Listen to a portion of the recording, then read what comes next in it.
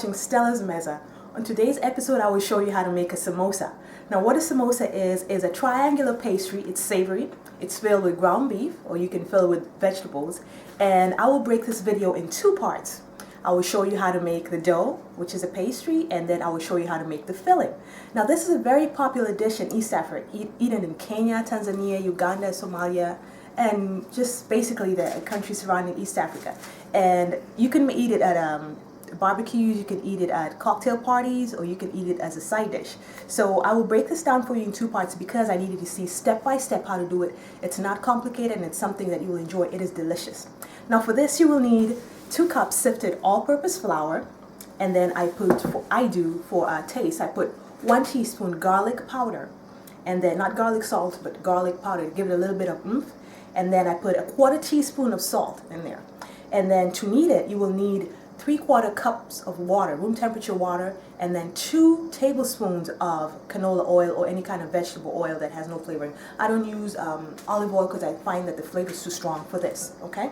So you just go ahead and knead it with your hands for 10 minutes, 10 to 15 minutes, and you want the dough to be supple, but you don't want it to be sticky on your hands. So the point at which you see that the dough is nice and soft, but it's not sticking in your hand, and you'll know your dough is done. If you find for whatever reason that the dough is still sticky even after you've added the 2 cups of flour and 3/4 cups water and the other ingredients, just go ahead and add a tablespoon of flour at a time. Just sprinkle a little and keep kneading until you get that desired texture, which is not sticky but soft. And then after you've kneaded the dough, you're going to let it rest for 1 hour, 15 minutes to 1 hour. I let mine rest for 1 hour so it's nice and relaxed. That's chilling, baby. Okay, so what I'm going to do, just for the sake of time, I'm going to use this dough that I earlier prepared, and I just wanted you to see what goes in here. So I'm going to put this aside.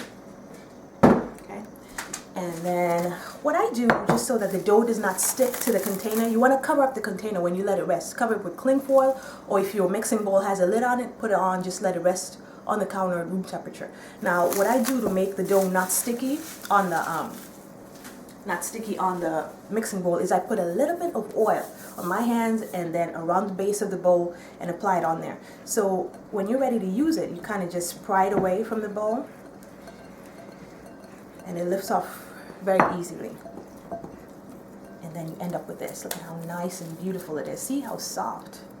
Now that's some chilling dough. It's relaxed. It's like getting a massage and you're all nice and relaxed. Well, I guess that's how this dough is feeling. Okay? I'm going to put that aside. And then what you do is you make this into a ball, and we're gonna you can use a knife or you can use a dough cutter to separate it into 6 pieces, 6 equal pieces. Try and do 6 equal pieces. Now you will need a bowl with some dough on it, all-purpose flour, and it just so you can sprinkle on your work surface, your clean work surface, and make sure your hands are clean. And then to make the paste, you're going to use a 1/4 cup all-purpose flour and a 1/4 cup water, which I'll mix later. And then you'll also need a little bit of oil on the side to sprinkle on the sheets, and I will show you what I mean as we go along. You'll also need a pastry brush, or you could use your hand. I use my hand. You'll need a rolling pin. You'll need a clean cloth to cover up your sheets of pastry once you made them and cut them up. And you also need a surface to put your cut up pastries. And now I use a baking sheet that's covered in silpat, or you can use baking paper to put on there. Okay, so this is what I'm going to do. I'm going to divide this into 2 at first. Cut right through it. It's very soft. All right, and then I'm going to further divide this into 3 equal pieces, or try as much as possible to make them equal. Okay, that's 1. That's a 2nd. That's a 3rd. I'm going to do the same for this. 1, 2, and 3. Okay. So I'm going to roll this into little balls. See what I'm doing? Just in the palm of my hands, I'm making little balls. And I'm going to set them on this baking sheet. Put that aside. I know people ask me, how come you don't use a stand mixer or a hand mixer to do this? I just find that this is more enjoyable for me. I get to get personal with my food, and that's okay. It's like being a kid all over again, playing with Play-Doh. So that's fine. Okay. And then what I'm going to do, I'm going to use that clean piece of cloth to kind of lightly cover them so they don't dry out. And I'm going to work on this one. So spread that flour on that board, rolling board, and then kind of flatten it. All right, now what you're going to do is you're going to roll this out, this disc out, into around approximately 8 inches wide in diameter, a circle, okay, and 1/8 of an inch thickness. You want it kind of thin and 8 inches round. And then we're going to do this for all the rest of these, and then we're going to layer them and roll them out again into a bigger circle. So you want to lightly dust your rolling pin with flour. I'm going to need to move some of these things, y'all, so I can make some room to work. Okay, I don't want to knock stuff over. Okay. So I'll use this later. Oops, accident. We'll clean up that later. Okay. Now you want to roll it from the middle. This is how I roll, from the middle out, middle out, middle out, and then you rotate it, okay? It doesn't have to be a perfect circle at this point, so if it turns out something that's not quite a circle, just stay calm and carry on. Don't panic. I'm gonna keep going.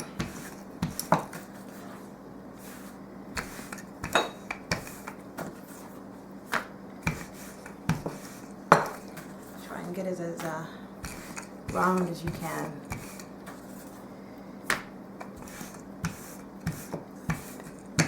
We're aiming for 8 inches wide, remember that, or something close to that. Okay, let me see, right around that width. So what I'm going to do is I'm going to use my pastry brush to apply a little bit of oil on the surface of this. You see how thin that is? You're looking for that, something that thickness, okay? That's 1/8 of an inch approximately, and then I'm going to roll. Don't put too much on. And the reason why, you can use this or you can use the back of a spoon. You just drizzle like approximately half a teaspoon of cooking oil, and then use the back of the spoon to spread it around on the surface. And then you're going to sprinkle a little bit of all-purpose flour on the surface, okay? And then just kind of pat it around a little bit. Just make sure it's not too oily, okay?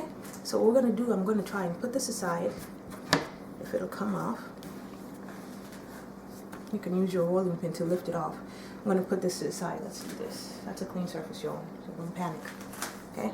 I'm going to do the same to this. And then what I do, as soon as I do the same to this that I've done to this, I'm going to layer it on top of this. Okay? So I'm going to keep doing that, and we'll come back. I'll show you what we do after we made all the layers. So it's a 8-inch round of dough, and then some oil, a sprinkle of all-purpose flour, do the same thing, and then oil, but just lay it like that way until you have all pieces are done that way. And then you come back and I'll show you how to roll it out into a bigger piece, and then we'll go from there, okay? So be right back. Welcome back. Now, right before the break, you left me layering the balls of dough. I rolled them out into a disc, 1/8 of an inch in thickness, and then I went ahead and applied some cooking oil, sprinkled with a little bit of flour, and I kept repeating that process till all 6 of them are now layered.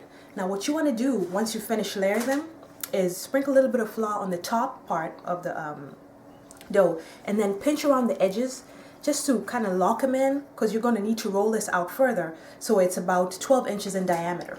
Okay, so here what I have is I floured my rolling pin, and then I'm going to kind of further roll it out.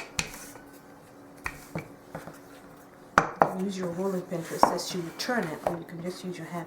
Try and get it into a circle if you can. And the reason we're doing this is because we're going to further cut this up into, we're going to quarter this up.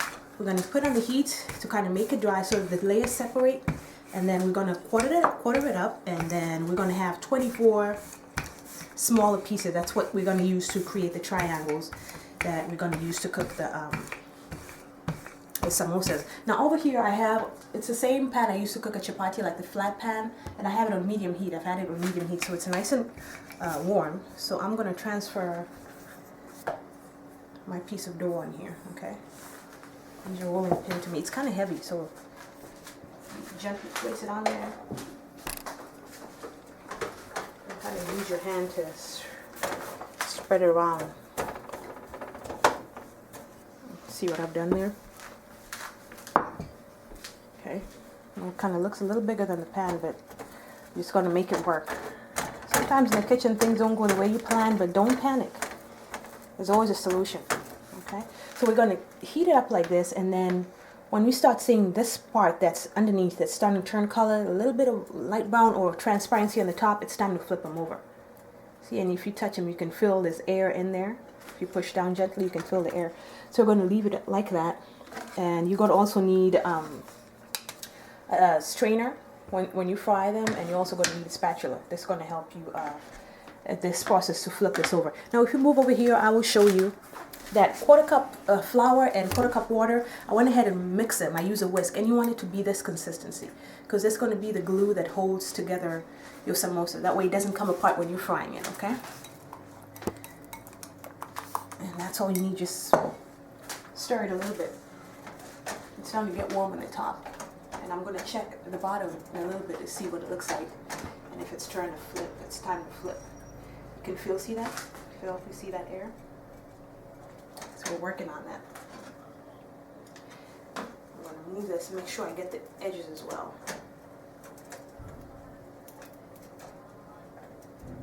If you don't have this kind of pan, it's called a Tawa pan. You can use any kind of wide frying pan. Kind of flat form pan would work great for this. Let's check and see what's happening back here. Okay, be very careful. You don't want to burn yourself. See that? I'm going to flip it over. If you come closer, you see the little spots, and it's kind of looking transparent. So we turned it right at the right time. Make sure you get those edges.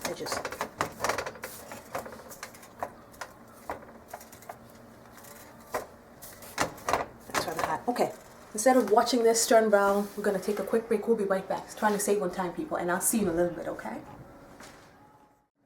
Welcome back. Right before the break, I put my pieces of dough or pastry on the flat pan, and I went ahead and let them cook on there for 3 minutes each side. I'm sorry, 3 minutes total, so 1.5 minutes each side, and I went ahead and separated them. Now this is what they should look like. You see that? Transparent, okay? And kind of al dente. Some parts will be a little bit soft, but for most part, if you touch on it, it'll make that noise, and then you know it's good to go. You can see my hand through that, okay? So now what I'm going to do is I'm going to quarter this. I'm going to use a knife and cut it into 4 pieces, and each quarter is going to be a samosa. So this is 6 sheets, and then there's going to be 4 quarters. That's going to make for 24 samosas. So this the serving size for this recipe is 24. So I'm just going to find the halfway point and cut it right through the center. Be very careful because they're delicate.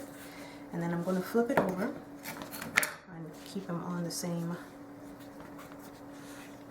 And then I'm going to cut right in the center again. So each quarter is a samosa. So what I'm going to do is I'm going to put the ones that I'm not working on here in the center. And then I'm going to keep them covered. That way they don't dry out. All right. And then I'm going to make the forms into which the ground beef will go to complete the samosa. So what you want to do, over here I have the 1/4 cup all-purpose flour and a 1/4 cup water that I mix, and you want it to that consistency, okay? It's kind of like goo. See that? That's what's going to hold the thing together. So you use the part that's carved, that's the part that you put facing towards you. The pointy stuff, the pointy part, that faces away from you. So you're going to pull this up here, okay? And then I'm going to take this. You don't have to use your finger. There's no way around it. And kind of put it on the edge. All right. And then you're going to fold this over. Not all the way to the edge, but kind of in the center. Okay? And apply that in there. And you want to make sure you don't leave spaces or your samosa will come apart as you fry it. Okay? Put your finger in there. That way you create that cavity into which the beef's going to go. Okay? And then what we're going to do is you're going to take like 2 teaspoonfuls. You don't want to stuff it too much because it's gonna, as you cook it, as you fry it in the oil, it's gonna plump up and it's gonna open up on you. You don't want to do that. So what you're gonna do is you're gonna put in like 2 teaspoonfuls or 1.5 teaspoons of your filling. It can be chicken, ground beef, and there's a recipe part 2 for this. You can alternate using chicken, or you can use vegetables, cauliflower, potatoes that be mashed, and then we're gonna dip that in there with using a spoon, and then we're gonna push it kind of down, and it's like an envelope. You're going to push that down into the filling, and then you're going to take the cover, you're going to put the dough, the paste over it, and then you're going to do that. Now when I finish, it's going to look plump. I have my filling still cooling down, so I'm not going to finish this. But when we come back, I will show you exactly what I'm doing, how to do this. So it's going to look something like this, and then fried and nice and crispy with a good taste inside. Okay, so be sure to come back for part 2. I'll show you how to finish the process. Over here I have oil, like 3 to 4 cups of oil that's heating on medium high, and then I'll show you how to test your oil and see for doneness if you're ready to fry these, and then we'll go from there. Okay, so be sure to join me on part 2 of this as I take your taste buds on another culinary safari. Thank you for joining me. Yeah, yeah, yeah, yeah, yeah.